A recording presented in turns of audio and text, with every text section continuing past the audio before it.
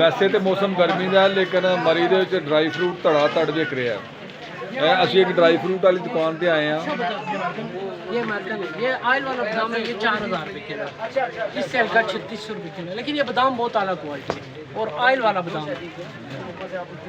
इससे सस्ता सियालकोट में मिल जाता है। सियालकोट में सारे सियालकोट माइक्रो वाले आपके वो कैंट से आते हैं, वो नहीं स्ट्रीट से जो सामने वो सारे आते हैं। वो भाईजान यकीन करें में है जो इसमें चौंसी में पठान है जी जी वो इसे 32-33 नहीं वो 3300 अभी बॉर्डर बंद है जी, बहुत महंगे। ये गिरी यकीन करें होलसेल में अभी 6000 क्रॉस करी, 6000-5000 रुपये किलो क्वालिटी होती है गिरी में यार, 4-4 5-5 क्वालिटीज है।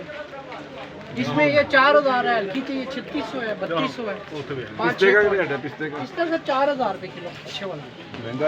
एक बंदे से हमारा रेट नहीं बन सका, इन भाई साहब ने हमें बुलाया है। अब देखते हैं ये क्या रेट हमें देते हैं जी।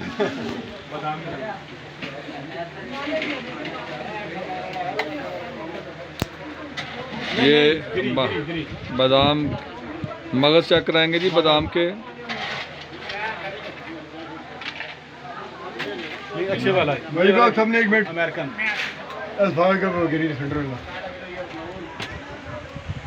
शम्मा सब ठीक है नहीं सेंटर बादाम गिरी नाल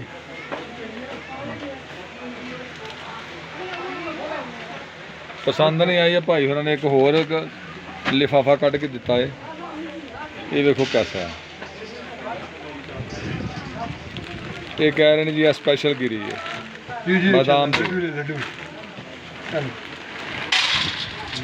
स्पेशल गिरी जी। ये शम्मा साहब खा के चेक करेंगे खुश्क है कि या आयली है। अगर आयली हुई तो लैनी है, अगर खुश्क हुई तो नहीं लैनी है। अमेरिकन गंदारी ने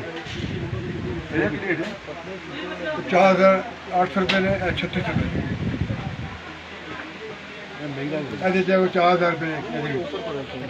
अच्छा सियालकोट ये सस्ता है की वजह है सियालकोट 2 महीने सीजन है, 12 महीने कम होना है, हर चीज़ ताज़ी फ्रेश होती है। अच्छा गिरी पी है 10 के सामने गिरी पी है, वही ऐसी गल नहीं है। गिरी तक है खुश खुश है, 4000 मिले यही चीज़ है अमेरिकन ने। सर गिरी तो होनी चाहिए जिसमें रोगन हो, आयल हो जिसमें रोगन हो। बगैर रोगन के क्या करना है। हाँ जी शम्मा साहब की आते हो ठीक है ठीक है चेक करके दसो फिर लाइए।